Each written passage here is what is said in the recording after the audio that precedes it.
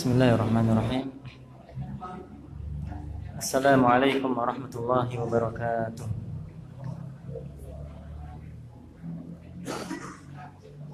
Innal hamdalillahi nahmaduhu wa nasta'inuhu wa nastaghfiruh wa na'udzu billahi min shururi anfusina wa min sayyiati a'malina. Man yahdihillahu fala mudilla lahu wa man yudlil fala hadiya lahu. Asyhadu an la ilaha illallah wahdahu la syarika lah wa asyhadu anna Muhammadan abduhu wa rasuluh sallallahu alaihi wa ala alihi wa sahbihi wa man tabi'ahum bi ihsanin ila yaumiddin. Wassalamu tasliman katsira.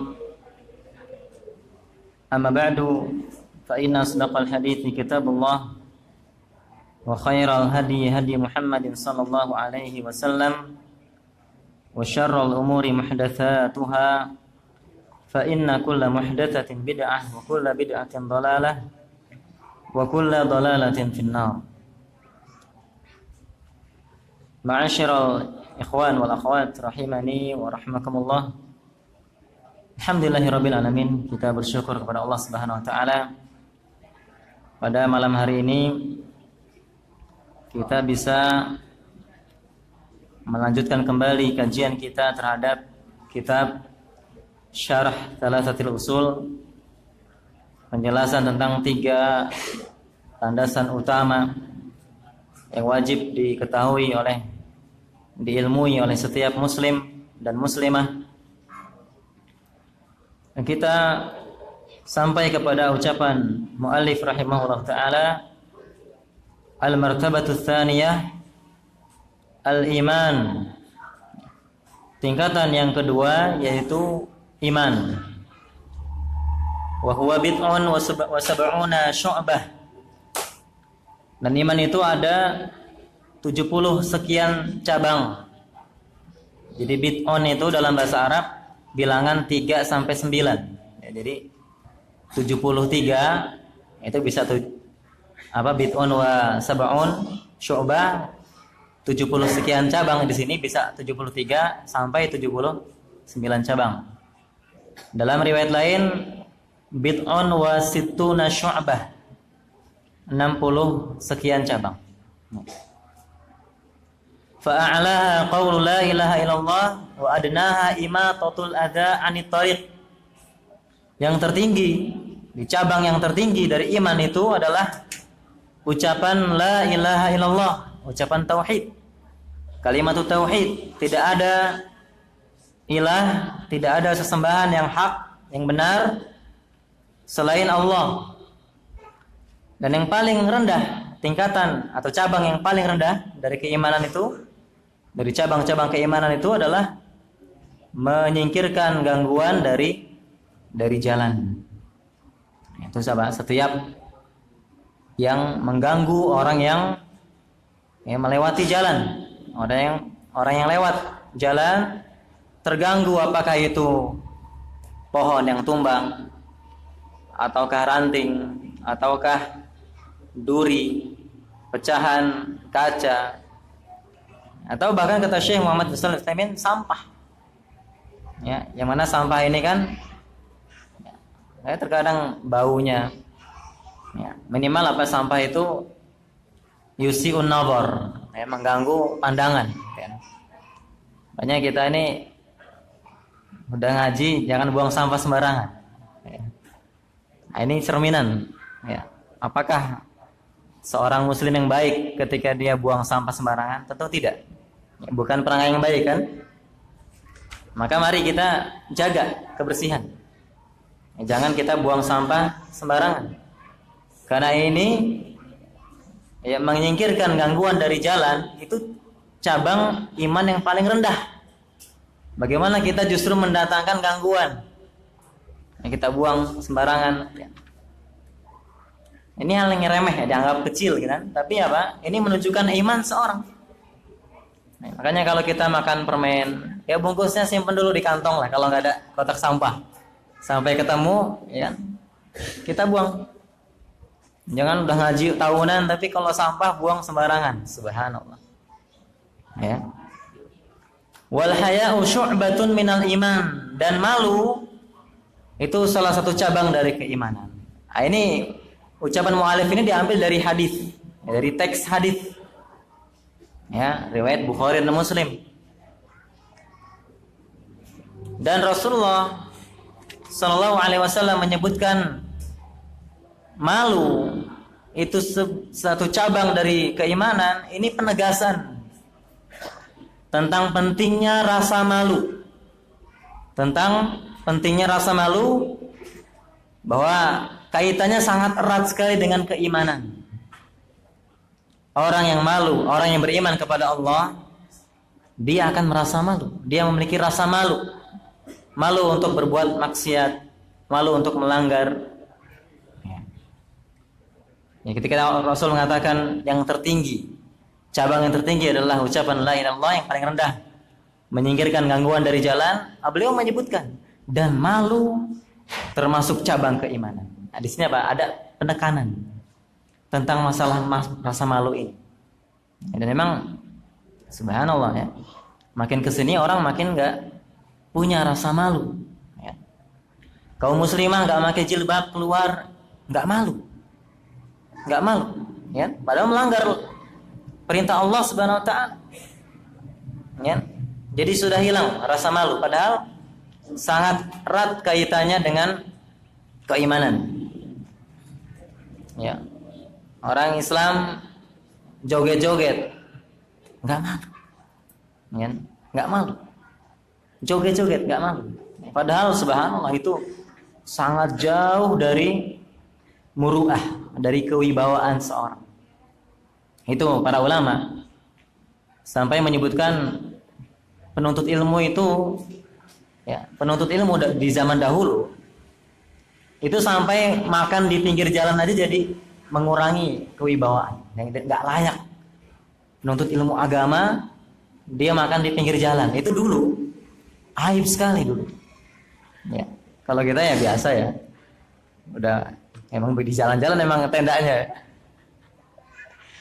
Ya, tapi dahulu itu sangat, ya, menjaga muru'ah. Ya, muru'ah itu kewibawaan. Artinya hal yang emang nggak layak kita lakukan jangan dilakukan. Kira-kira layak nggak kita pakai kaos singlet jalan keluar gitu? Nggak layak, gitu kan? Walaupun ya jangan kita katakan aurat laki-laki kan pusar sampai lutut. Memang kalau kita bicara aurat laki-laki pusar sampai lutut, tapi di sana tidak ada apa? Ya, wibawa. Orang itu berjalan dalam keadaan tidak memakai baju atau memakai kaos singlet saja. Ya, makanya dalam kitabus shalah, sekalipun masalah aurat laki-laki itu hanya dari pusar sampai lutut, ya, itu pendapat jumhur ulama. Tetapi dalam hal sholat, Rasul melarang orang terbuka bahunya. Jadi tidak memakai pakaian atas. Kenapa? Karena ini menafikan adab kepada Allah Subhanahu Wa Taala. Walaupun masalah aurat sah-sah, tapi nggak beradab sama Allah Subhanahu Wa Taala. Ya. Jadi lihat masalah malu ini Rasul sebutkan karena pentingnya, kaitannya erat dengan keimanan. Ya, orang beriman itu malu melanggar, malu bermaksiat. Ya. Nah, dan Rasul kita katakan dalam hadis riwayat Al-Bukhari, inna mimma adrakan nasu min kalamin nubuwatil ula idza lam tastahi fasna ma syi'ta. Sesungguhnya di antara ucapan kenabian terdahulu, yaitu yang diketahui, yang didapati oleh manusia, ucapan kenabian sejak dahulu yang dikenal oleh manusia, yaitu kalau kamu tidak malu, kerjakan semaumu. Kerjakan apa saja yang kamu mau. Gitu ya. Ya, orang kalau nggak punya malu kan akan mengerjakan semua yang dia inginkan. Ya. Tapi kalau kita punya rasa malu, ya, maka kita akan menahan diri dari hal yang tidak layak dilakukan. Apalagi itu pelanggaran kepada Allah Subhanahu Wa Taala. Ya. Tetapi di sini penting kita tekankan juga bahwa malu ini harus pada tempatnya. Ya, jadi malu pada tempatnya. Kalau malu tidak pada tempatnya nggak baik lagi. Rasul kita katakan al-haya kulluhu khair. Malu itu semuanya baik, tapi apa? Pada tempatnya. Kalau malu sholat jamaah, nanti dibilang sok alim, ya, sok soleh. Ya. Itu malu yang jelek. Atau akhwat, kalau pakai jilbab yang lebar tuh malu. Ya, kayak yang udah solehah saja gitu kan. Enggak boleh malu di situ. Ya. Atau malu bertanya. Dia sebenarnya butuh kepada apa? Jawaban tentang yang dia belum mengilmui itu. Tapi malu ketika mau tanya, takutnya apa? Dikira paling tidak mengerti, ya, paling bodoh gitu ya, semajelis. Padahal semua kita bodoh. Semua kita ini asalnya bodoh. Ya. Kita dilahirkan dalam keadaan bodoh, tidak mengerti apa-apa. Maka dengan kita bertanya itu kita belajar, kan? Maka kita ingatkan juga ucapan Ibnu Abbas ketika ditanya, dari mana ilmu sebanyak ini yang kau dapatkan? Maka beliau mengatakan, lisanun sa'ul wa qalbun aqul. Lisan yang banyak bertanya dan hati yang memahami. Ya, hati yang memahami. Jadi tanya, jangan karena malu nggak mau nanya, itu tercela. Ya.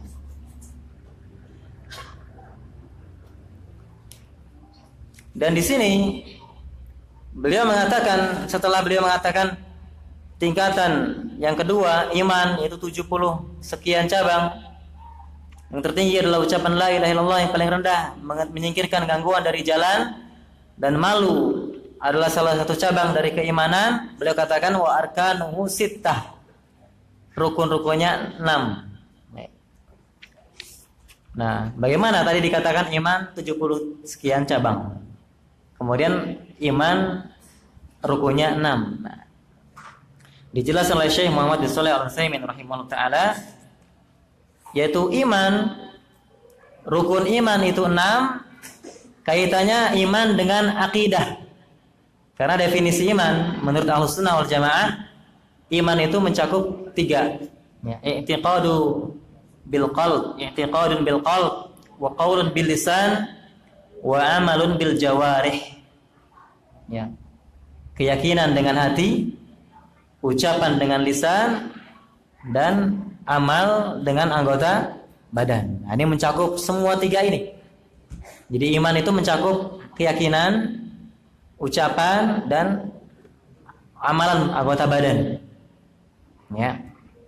Kalau dia cuman ucapan atau amalan saja, nggak ada keyakinan, jadilah dia munafik, pura-pura Islam dia. Ya, dia nampaknya beriman kan, dia sholat, dia puasa, dan dia sudah bersyahadat, tapi hatinya tidak meyakini kebenaran Islam ini, maka dia munafik. Dia munafik. Ya. Nah, sekarang ada orang yakin Islam itu benar, Allah itu Rabb, Muhammad SAW itu adalah Rasul, tapi dia nggak ucapkan, nggak bersyahadat, maka dia masih kafir dia.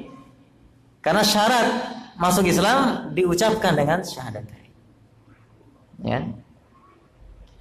Kemudian dia sudah yakin, sudah bersyahadat, maka tetap harus dibuktikan dengan amal perbuatan. Ya, dibuktikan dengan amal perbuatan. Dan amal perbuatan termasuk iman, Jadi 73 ini, cabang ini mencakup semuanya. Keyakinan, kemudian apa? Ucapan, lisan, dan amal perbuatan. Ini 73 cabang. Maka lihat di sini. Yang tertinggi adalah ucapan la ilaha illallah. Ini juga mencakup keyakinan. Ya, dan apa? Paling rendah menyingkirkan gangguan dari jalan, itu amal perbuatan kan? Nah, ini termasuk iman. Dan para ulama mengumpulkan apa yang dimaksud dengan 70 sekian cabang ini. Itu ada ulama yang merinci lengkap, menyebutkan apa? Dengan mereka berijtihad, mencari dari Quran hadis, mereka kumpulkan 70 sekian cabang ini.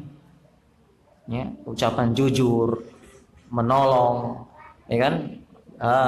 banyak ya, berbakti kepada orang tua, zikir, ya termasuk ibadah salat, puasa, haji, ya, zakat, itu semua mencakup iman ini.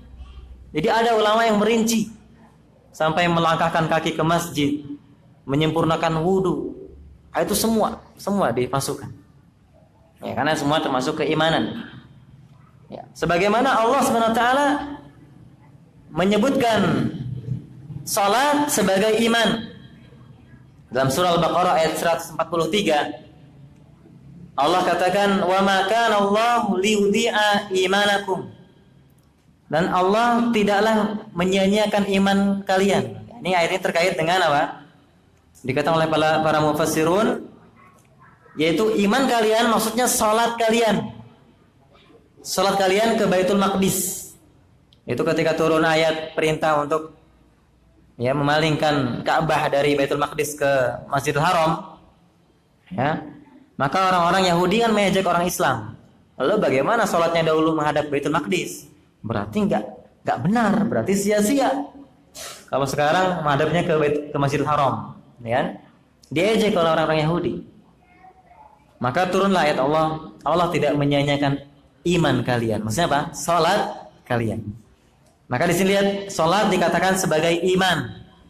Menunjukkan iman itu mencakup amalan. Ya.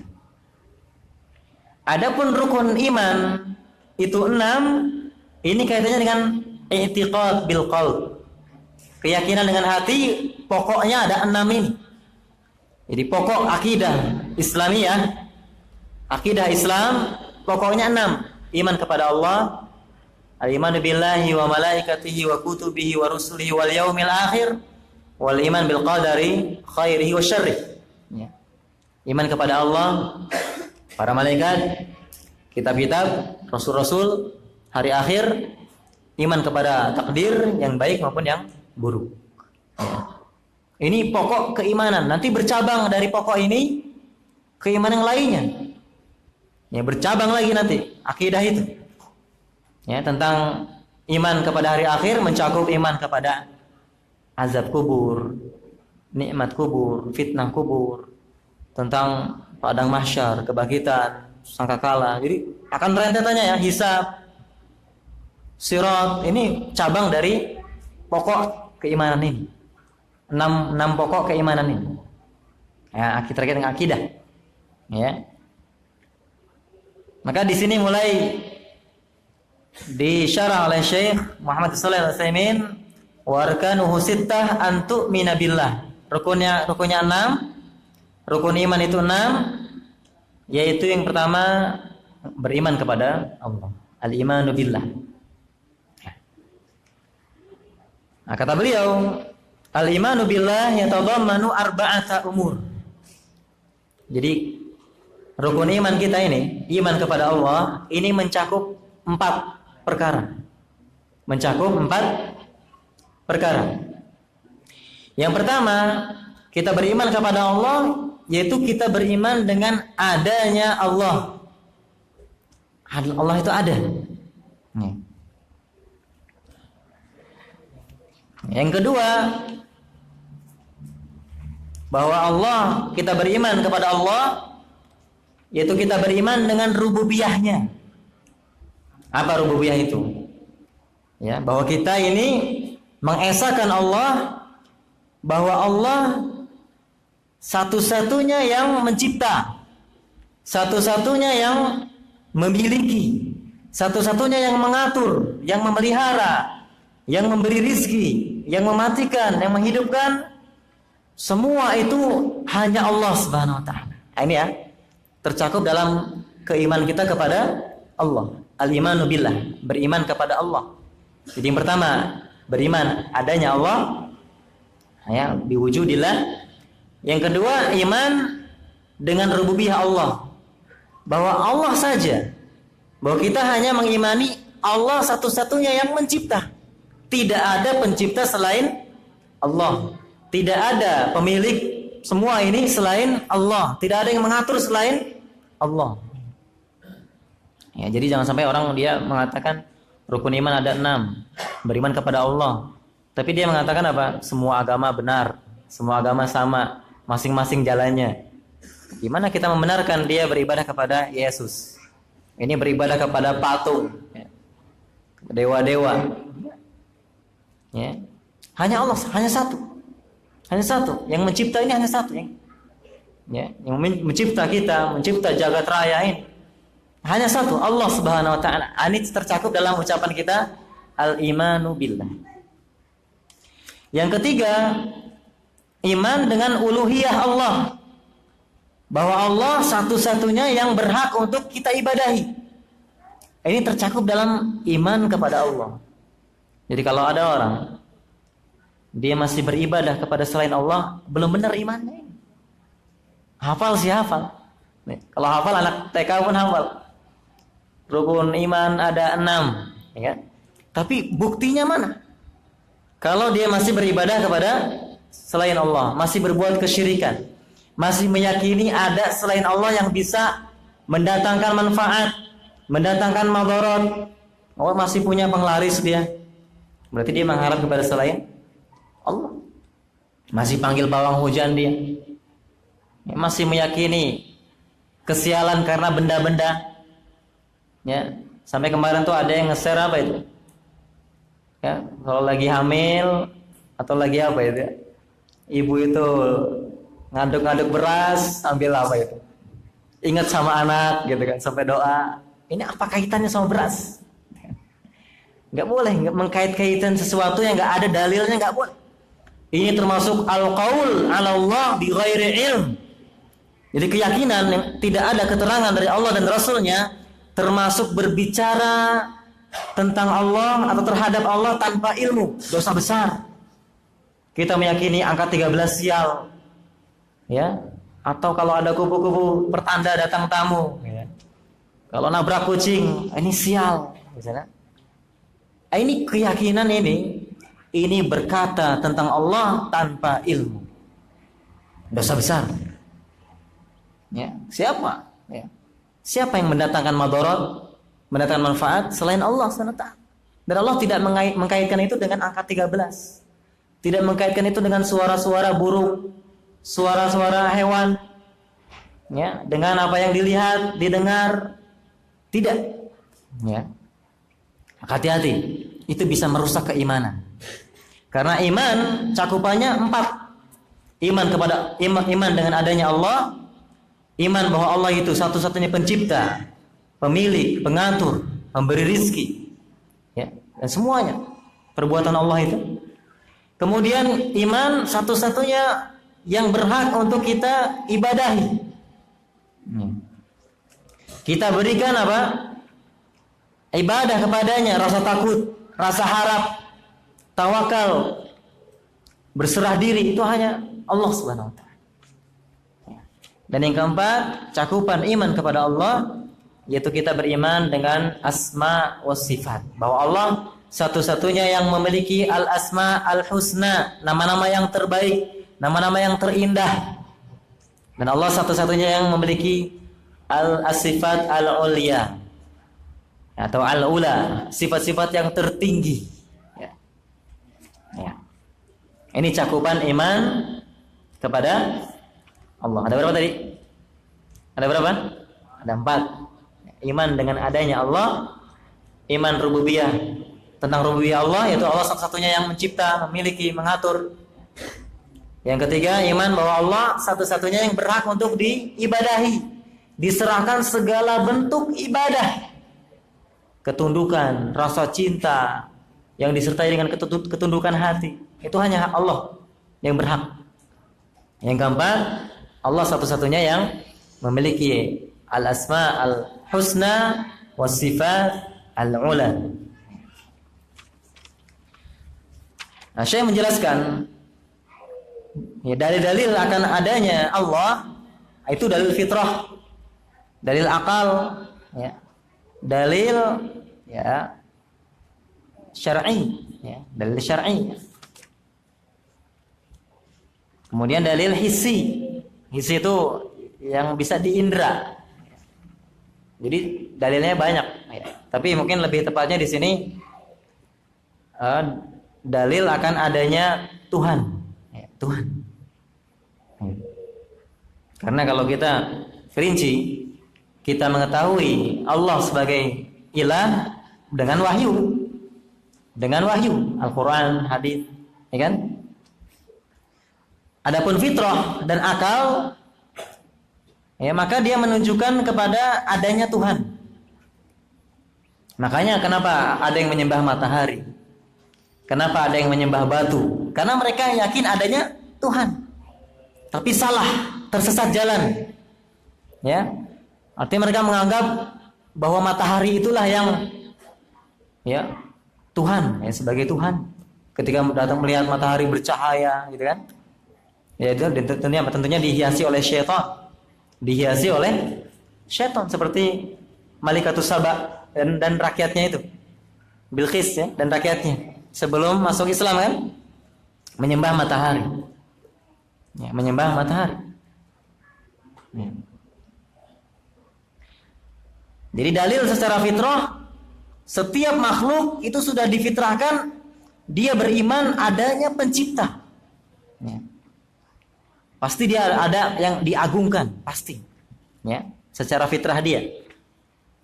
Dan ini Rasul kita katakan ma min mauludin illa wa yuladu 'alal fitrah. Tidaklah seorang dilahirkan melainkan dilahirkan dalam keadaan di atas fitrahnya dia. Para ulama mengatakan fitrah di sini Islam. Maka kedua orang tuanya lah yang menjadikan dia seorang Yahudi atau seorang Nasrani atau seorang Majusi. Ya, hadis riwayat Bukhari dan Muslim. Dalil akal tentang adanya Allah atau adanya Tuhan, bahwa akal manusia itu Allah ciptakan sesuatu yang ada, pasti ada yang menjadikannya ada. Adanya kita pasti ada yang menjadikan kita ada, karena akal kita memustahilkan adanya sesuatu begitu saja tiba-tiba ada. Pasti ada yang mencipta, pasti ada yang menjadikan ada. Kalau tiba-tiba ada Masjid Baitur Rahman ini, ditanya, ini masjid gimana adanya? Oh, ada sendiri dia. Pasti kita, oh ini gila orang ini. Nggak mungkin lah, kan? Mustahil, akal sudah mendustakan. Pasti ada yang mencipta. Ya, begitu pula semua ini. Jagat raya ini pasti ada yang mencipta. Ya, jadi secara akal meyakini adanya Tuhan. Ya. Dan dalam ayat banyak ya, dalam Al-Quran banyak ayat-ayat yang mengajak bicara akal ini, tentang adanya Allah ini. Ya, secara akal. Ya, di antaranya dalam surat At-Tur, seperti dikisahkan tentang keislaman siapa? Jubair. Ya. Jubair ibn Mut'im ketika mendengar Rasulullah membaca surat At-Tur, kemudian sampai kepada ayat am khuliqu min ghairi syai'in am humul khaliqun, apakah mereka itu diciptakan ya tanpa asal usul, diciptakan begitu saja tanpa ada yang mencipta, ataukah mereka menciptakan diri mereka sendiri? Ini kan diajak bicara akalnya kan? Am khalaqus samawati wal ard, atau mereka menciptakan langit dan bumi? Bala yuqinun, sebenarnya mereka tidak yakin. Kalaupun mereka mengatakan saya ciptakan langit dan bumi, pasti nggak yakin, nggak mungkin. Maka apa kata ya, am indahum khazain rabbika am humul musaytirun, apakah di sisi mereka ada perbendaharaan Rabb mereka, Tuhan mereka, ataukah mereka itu berkuasa? Maka kata Jubair ketika masih musyrik ini, kada qalbi an yatir, hampir-hampir jantungku mau copot. Mendengar ayat ini akan seperti apa? Hatiku akan terbang, seperti hampir-hampir mau terbang, akan terbang hatiku. Wa dzalika awwalu ma waqara al-imanu fi qalbi. Nah, itulah pertama kali ketika iman itu bertengger, ya, ada dalam hatiku. Ya. Dan ketika mendengar ayat ini sebab keislaman beliau. Hadis riwayat Bukhari. Jadi itu dalil akal, pasti meyakini adanya yang mencipta. Dalil syar'i, ya, maka jelas sekali, ya, Al-Quran penuh sekali di kitab, penuh sekali dengan ayat yang menjelaskan bahwa Allah itu adalah Rabb, Allah itu adalah atau adanya Allah Subhanahu Wa Taala, adanya Allah Subhanahu Wa Taala. Ya. Kemudian yang keempat dalil hissi, dalil yang bisa diindra tentang adanya Allah. Kata beliau, itu betapa banyak kita menyaksikan atau mendengar dikabulkannya doa orang yang berdoa. Sering kan kita dengar, oh, doa saya terkabul, ya, alhamdulillah. Itu kan menunjukkan adanya Allah Subhanahu Wa Taala. Doa terkabul. Kalau Allah nggak ada yang mengabulkan itu. Nggak bisa terjadi permintaan-permintaan itu. Ya. Atau adanya orang yang selamat tapi nggak masuk akal. Nggak mungkin secara akal dia akan selamat dalam keadaan itu. Ya kan? Hanya siapa yang menyelamatkan? Allah SWT. Ini dalil hissi yang bisa kita indra. Ya. Tapi kalau kita kembali kepada pengalaman kita masing-masing, coba renungi berapa banyak doa yang dikabulkan oleh Allah SWT. Itu banyak. Ya, Allah kabulkan doa itu banyak. Ya. Tapi kadang lupa. Kadang manusia ini lupa. Ketika dikabulkan doanya lupa. Makanya ketika dia sudah diberikan nikmat, kadang-kadang lupa sama Allah SWT. Padahal dulu ketika sempit, dia mintanya merengek-rengek, ya Allah, tolong aku ya Allah. Inilah makanya hikmah kenapa Allah itu berikan kita musibah, ujian, supaya kita kembali kepada Allah Subhanahu Wa Taala. Kalau dikasih senang terus, lapang terus, lupa kepada Allah Subhanahu Wa Taala. Sebagaimana dalam surah Al-A'la atau Al-Alaq, ya. Kalla innal insana la yatgha. Sekali-kali tidak, sesungguhnya manusia itu melampaui batas, benar-benar melampaui batas. Ar-ra'ahu istaghna, ketika dia melihat dirinya berkecukupan. Oh, kayaknya udah gak butuh Allah lagi. Ya kan? Akhirnya jarang dia doa. Makanya kadang Allah kasih dia musibah supaya ingat, supaya kembali kepada Allah. Ya, antumul fuqara ilallah, kata Allah Subhanahu wa taala, kamu semua itu fakir kepada Allah. Allahu ghaniyun 'anil alamin. Nah, Allah itu maha kaya dari seluruh alam, ya. Ya, jadi kita apa dalil adanya Allah itu secara fitrah, akal, dalil syar'i jelas, dan dalil hissi yang bisa diindra oleh kita. Ya. Apalagi dahulu di masa-masa Nabi, itu umat itu melihat secara langsung mukjizat. Ya, kalau kita mukjizat, kita lihat Al-Quran. Ini Al-Quran ini mukjizat abadi. Yang bisa kita lihat Al-Quran. Bagaimana Al-Quran ini melewati berabad-abad, itu bisa apa? Ya, menjawab semua pertanyaan tentang teknologi, tentang bahkan menjingkap. Bahkan apa? Penemuan-penemuan itu menyingkap kebenaran Al-Quran.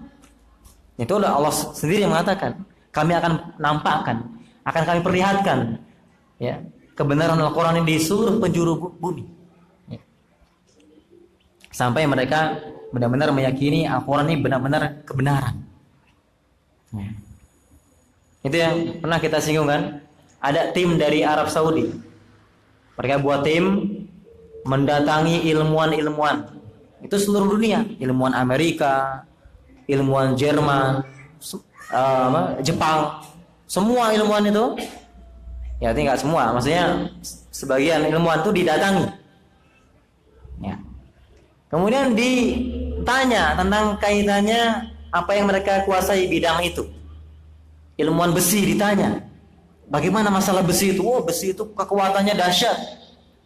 Untuk membentuk satu atom besi, kata mereka, itu dibutuhkan kekuatan 4 kali matahari itu, energi matahari itu. Itu dahsyat sekali ya. Dan besi ini kata mereka asing, benda asing, bukan dari bumi ini. Dia ini dari luar dari luar, bukan dari luar bumi, bukan benda dari bumi. Maka dibacakan ayatnya. Al-Hadid, surat besi kan? Ya, dan kami turunkan besi yang di dalamnya terdapat kekuatan yang sangat dahsyat. Lihat, kan sesuai kan? Sesuai. Kami turunkan, berarti bukan dari bumi. Diturunkan oleh Allah. Dari luar bumi berarti kan? Di dalamnya terdapat kekuatan yang sangat dahsyat. Yang banyak apa? Manfaat. Ya, maka apa? Ketika dia dibacakan ayat ini, dia katakan apa? Ini mustahil ucapan manusia.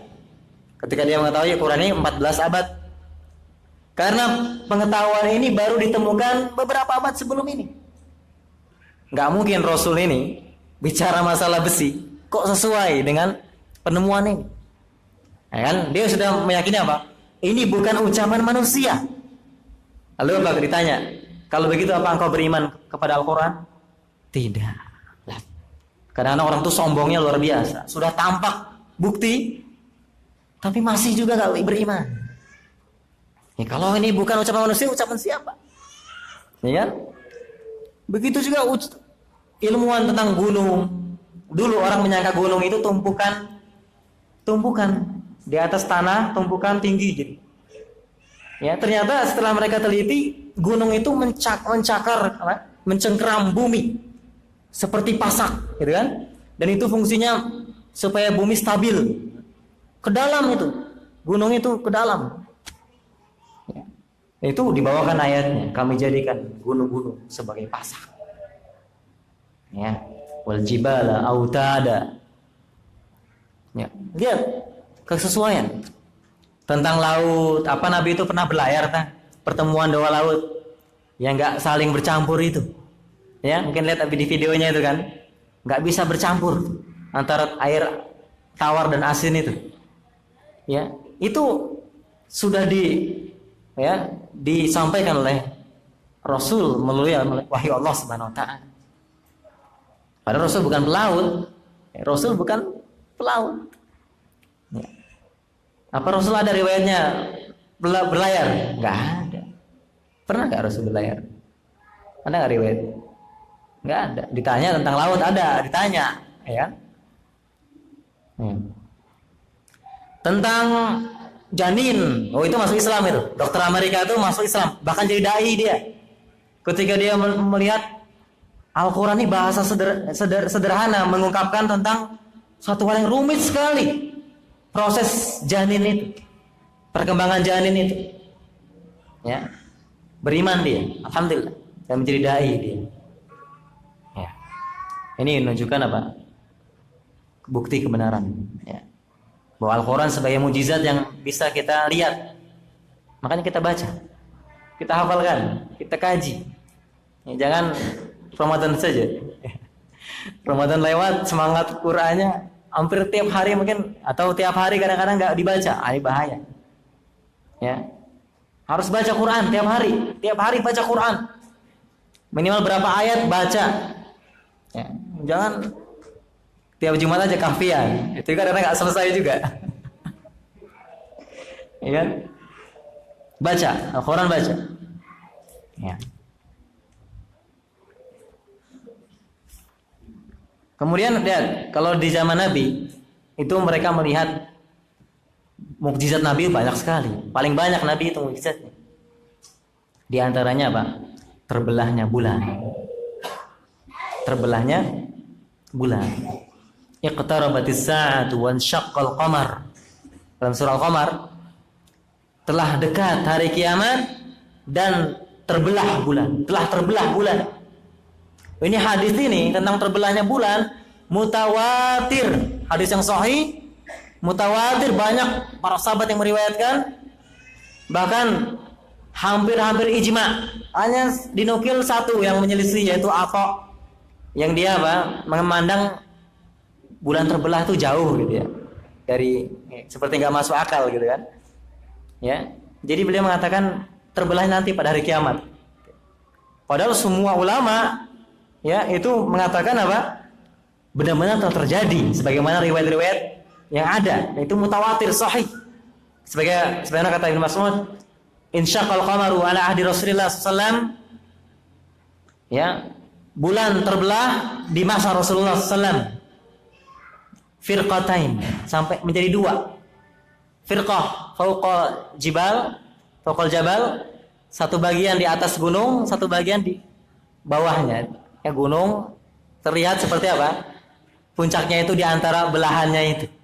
Bahkan terlihat gua Hira, tempat Rasulullah itu. Ya. Di situ terlihat gua Hira itu di antara belahannya itu. Ya. Ketika orang musyrik meminta Rasul mendatangkan mukjizat, Rasul nggak mampu mendatangkan semau dia, semau beliau, nggak mampu beliau. Makanya Allah turunkan ayat-ayat bahwa innamal ayatu indallah. Ayat-ayat, bukti-bukti, mukjizat itu hanya dari sisi Allah, bukan semau Rasul datangkan mukjizat.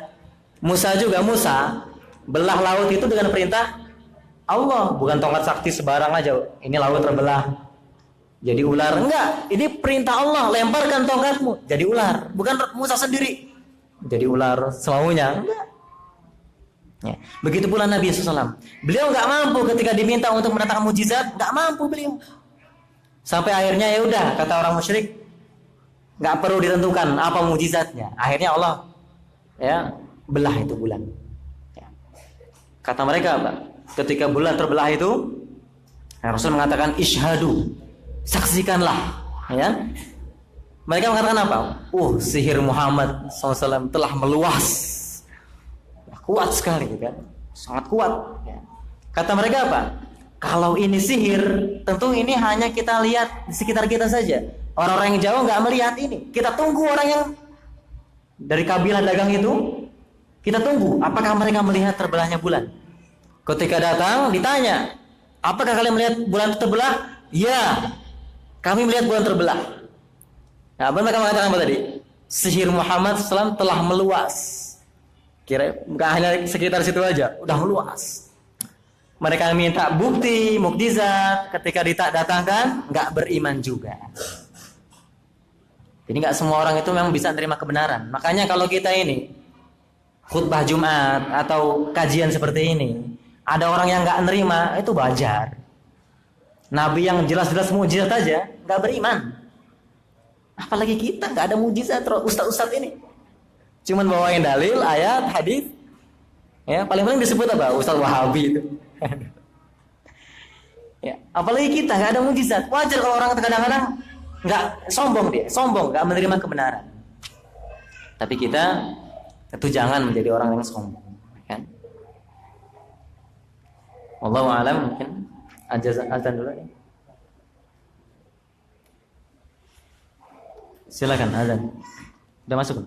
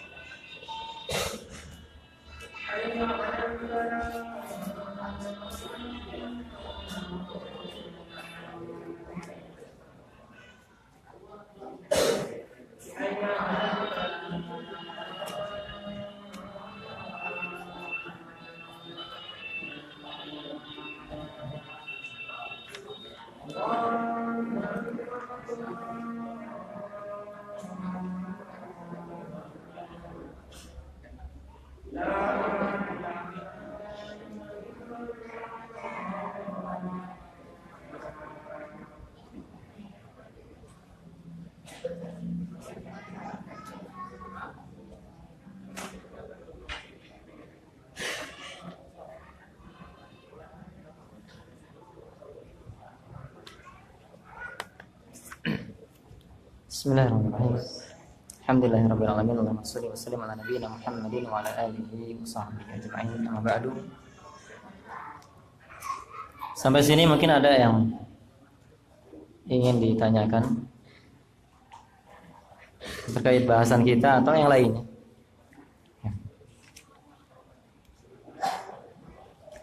Ada pertanyaan? Enggak ada.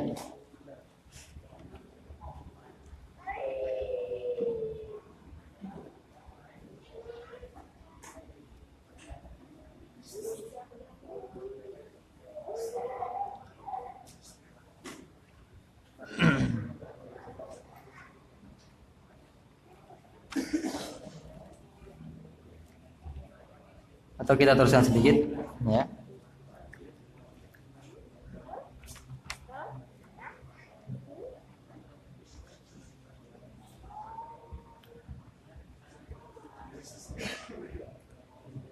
Al-iman bi rububiyatihi.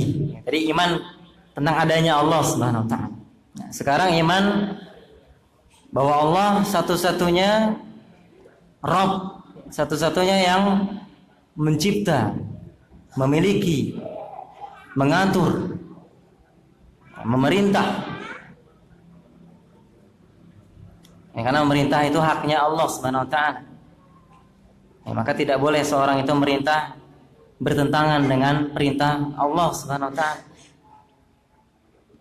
Ini dalilnya banyak. Ya.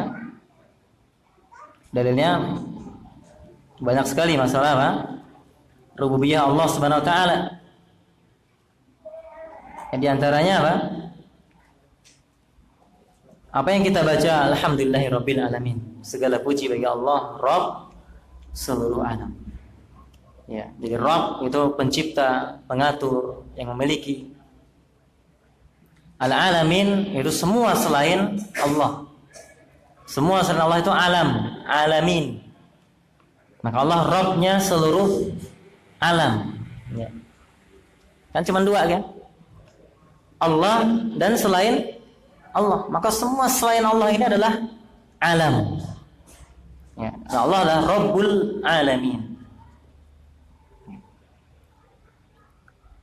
Dan orang-orang yang menentang, mengingkari rububiyah Allah ini hanya kesombongan. Seperti Fir'aun yang mengatakan ana rabbukumul a'la, akulah Rabbmu yang tertinggi.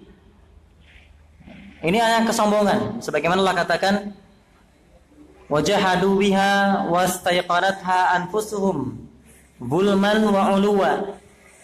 Ya, mereka menentang ya, secara apa? Zalim dan sombong. Sedangkan hati mereka meyakininya. Jadi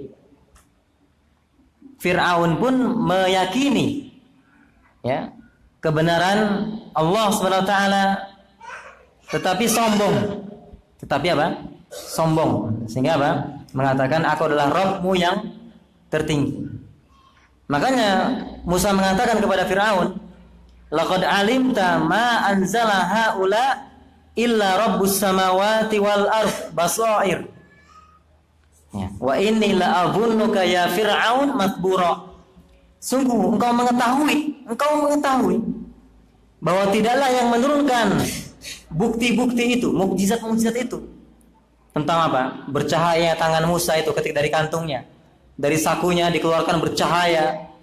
Kemudian tongkat ya menjadi ular. Itu ada 9 mukjizat. Kata Fir'aun, kata Musa, engkau mengetahui tidaklah menurunkan semua mukjizat itu melainkan Rabbus samawati wal ard. Melainkan adalah pencipta langit dan bumi. Sebagai apa? Bukti-bukti yang nyata. Dan aku benar-benar menduga engkau wahai Fir'aun akan binasa. Nah, benar, dugaan Musa ini benar. Binasa Fir'aun ini. Ya.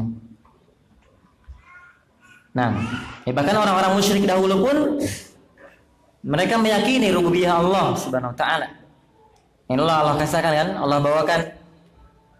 Katakanlah wahai Nabi, ya, Siapa Rabbus samawat as-sab' wa Rabbul arsyil azim? Siapakah Rabb, pencipta, pengatur, pemilik langit yang 7 ini dan Rabbul arsyil azim? Niscaya mereka mengatakan Allah. Ya, qul afala tattaqun. Katakanlah, mengapa kamu tidak bertakwa? Kenapa enggak masih syirik? Tidak beribadah hanya kepada Allah saja. Orang musyrik mengakui Allah itu apa? Pencipta langit dan bumi. Nah. Itu masalah apa? Rububiyah. Jadi rububiyah tidaklah diingkari kecuali apa? Karena kesombongan. Karena kesombongan. Kemudian cakupan iman kepada Allah yaitu iman dengan uluhiyah Allah, bahwa Allah satu-satunya sesembahan yang hak. Tidak ada sekutu baginya, tidak ada sesembahan yang benar selain Allah. Maka sembahan selain Allah itu batil. Sebagian Allah katakan, "Dzalika bi anna Allah huwal haq wa anna ma yad'una min dunihi huwal batil wa anna Allah huwal aliyyul kabir." Yang demikian itu karena sesungguhnya Allah dialah yang hak dan bahwa apa yang disembah selainnya itu adalah batil. Dan Allah dialah yang maha tinggi lagi maha besar. Dan Allah katakan apa? Hakikat sesembahan mereka itu hanyalah nama-nama yang mereka buat-buat sendiri atau yang dibuat oleh nenek moyang mereka. Artinya hakikatnya bukan ilah yang sebenarnya, bukan ilah yang benar, bukan Rabb. Tidak berhak untuk diibadahi.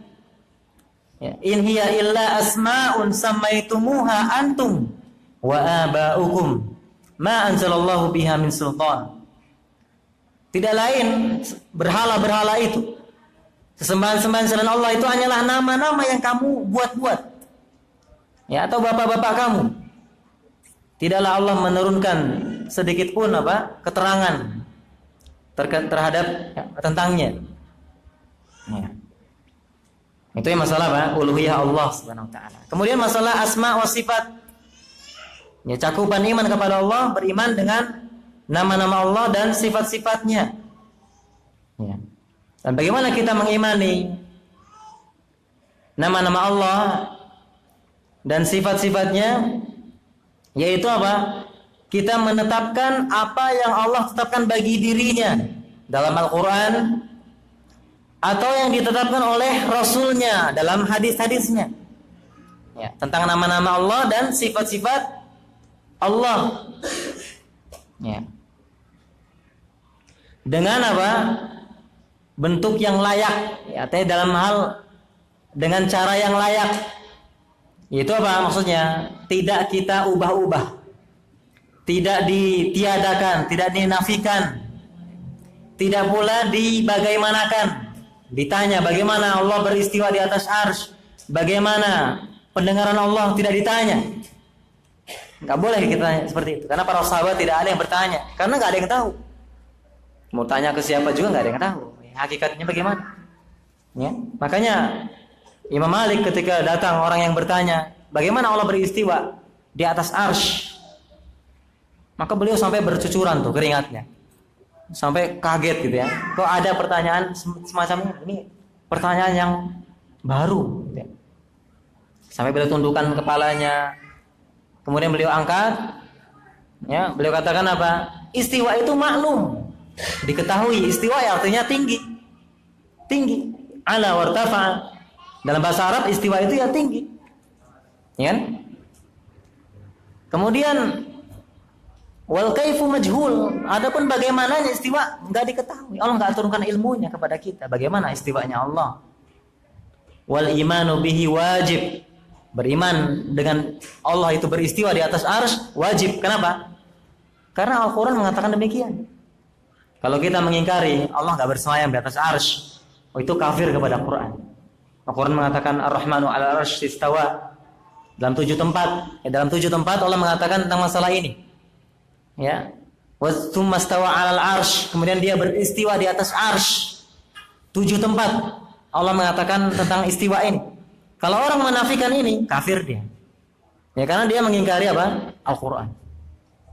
Ya. Kemudian beliau mengatakan wasu'alu anhu bid'ah. Bertanya tentangnya bid'ah. Karena para sahabat enggak ada yang bertanya bagaimana sih Rasul Allah itu beristiwa di atas arsy, enggak ada yang bertanya. Ya. Ya, maka kita beriman dengan nama dan sifat Allah, tidak kita ubah-ubah, tidak kita takwil, tidak kita tolak, tidak kita bagaimanakan, dan tidak kita samakan dengan makhluk. Ya. Jadi kita tetapkan, tapi tidak menyamakan dengan makhluk. Ya. Allah sempurna, Allah maha sempurna. Dan Allah katakan apa? Laisa kamitslihi syai'un wa huwas samiul basir. Dia tidak serupa dengan sesuatu apapun, atau tidak ada satupun serupa dengan dia, dan dia maha mendengar lagi maha melihat. Nah, sebagaimana kita mendengar, kita melihat, Allah juga mendengar, Allah melihat. Tapi pendengaran Allah, penglihatan Allah tidak sama dengan pendengaran kita. Ya, tidak sama. Sesuai dengan kesempurnaan Allah Subhanahu wa ta'ala. Ya. Nah, ini ya cakupan iman kepada Allah. Yang pertama, iman dengan adanya Allah. Yang kedua, dengan rububiyah Allah, uluhiyah Allah, dan yang keempat, asma wa sifat. Bismillah, Ustaz, ada orang tua punya anak belum genap 2 tahun menyusui, tapi disapih karena mengandung lagi. Apakah orang tua termasuk berbuat zalim kepada anak? Tidak. Ya. Karena ayatnya apa? Wal walidatu yurdi'na auladahun. Apa dalam ayat itu apa? Liman arada an yutimar radha'ah. Jadi bagi siapa yang mau menyempurnakan persusuan sampai 2 tahun. Jadi 2 tahun itu sempurna. Penyusuan, masa penyusuan yang sempurna.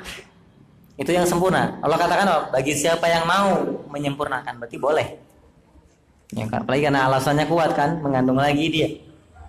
Ya, tapi apa? Kalau tidak ada alasan atau penghalang, sebaiknya disempurnakan. Karena faedahnya sangat besar, ASI itu. Ya, pertumbuhan anak itu bagus sekali. Ketika disempurnakan, itu lebih cepat menangkap.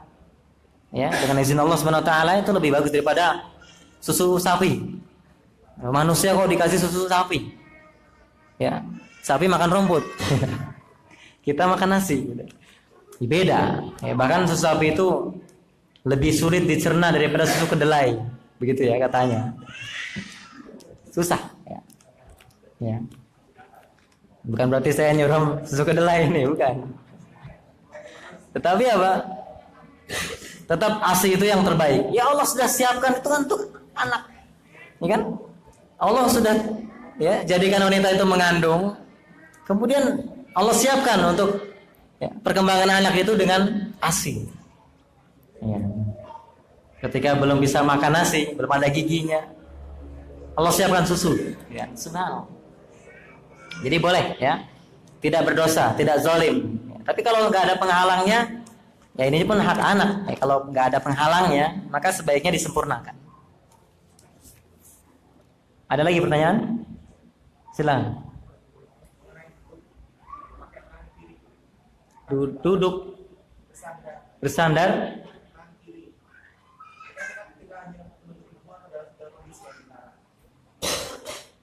Sebenarnya bukan masalah kanan kiri atau kanan, ya, tapi duduk di situ apa? Kurang dalam hal adabnya, ya, adabnya. Ya. Yang jelas atau Rasul tidak menyukai itu makan dengan bersandar. Ya, makan dengan bersandar. Ya. Bersandar itu ya nyender di kursi atau di tembok, itu beliau nggak suka. Bahkan beliau mengatakan, aku ini kalau makan seperti budak. Ya, jadi beliau itu dijelaskan oleh para ulama, makan seperti budak itu ya kita seperti duduk iftirash itu, atau yang diangkat kakinya itu, kaki kanan, ya diangkat, itu makna tidak bersandar. Gitu ya. Jadi beliau nggak seperti raja-raja yang ya begitu ya, sandar itu kan, nggak seperti itu. Itu menunjukkan apa? Ketawaduan beliau. Bukan berarti nggak boleh ya di kursi, boleh. Tapi beliau mengajarkan kita ketawaduan. Ketawaduan. Ya. Maka sampai Syekh Abu Bakar Jabir Al-Jazairi itu mengatakan daripada di meja bagus di bawah. Itu lebih tawadu. Ya. Kata beliau, ya wallahu a'lam.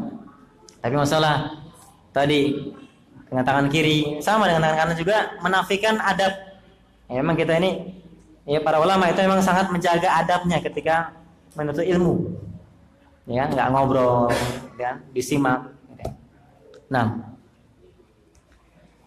ada lagi pertanyaan?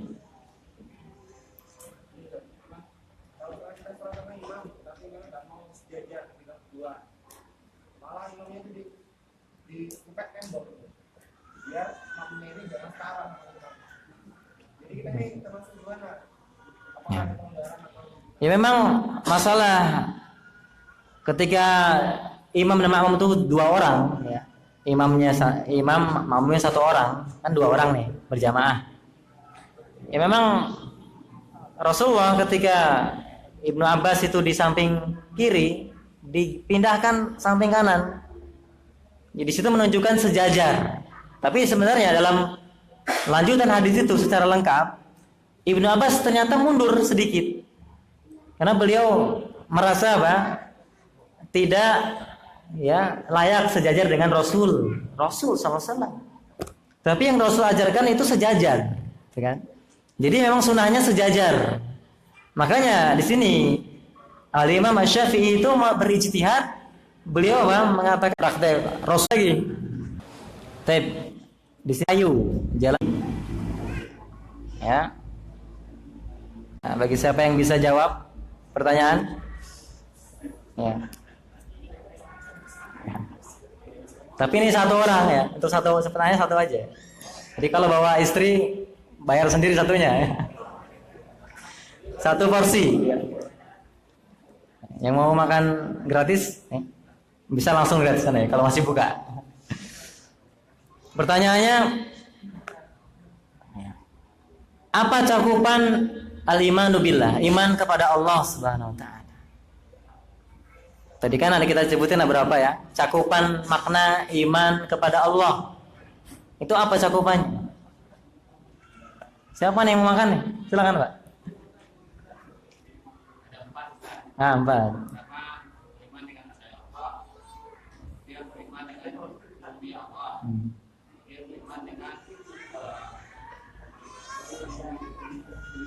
Allah.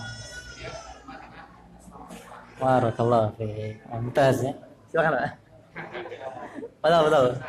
Masya Allah. Nah, pertanyaan berikutnya kayaknya agak lebih berat. Tolong jelaskan apa maksudnya tadi ini. 4 hal ini apa maknanya? Silakan. Anda udah ulangi berapa kali tadi ya? Silakan, ada yang berani nggak?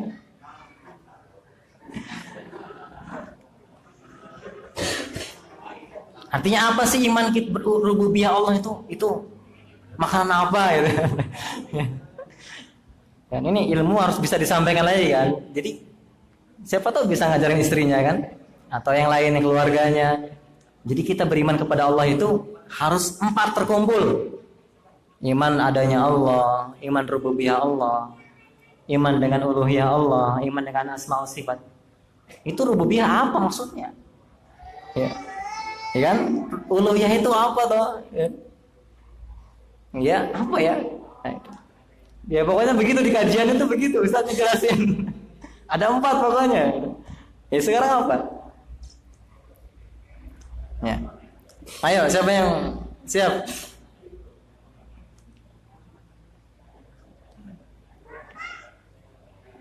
Hah?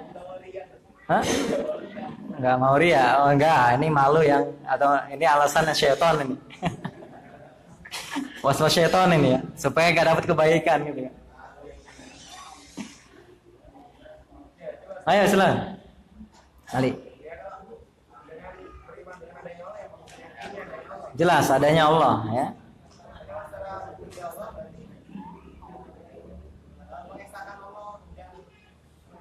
Dalam hal apa? Ibadah salah, kalau ibadah salah. Hah, siapa? Yang jelas. Kalau saling bantu semua bisa. Coba, Hasan.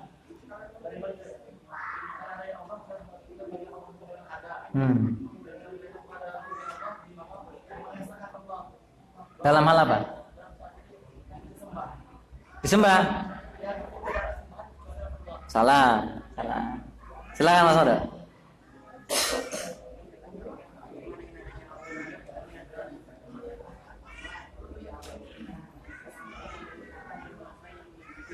Nah, uluhiyah Allah. Ini apa? Asma wa sifat apa artinya? Ada penjelasan tadi. Beriman dengan asma wa sifat maksudnya apa?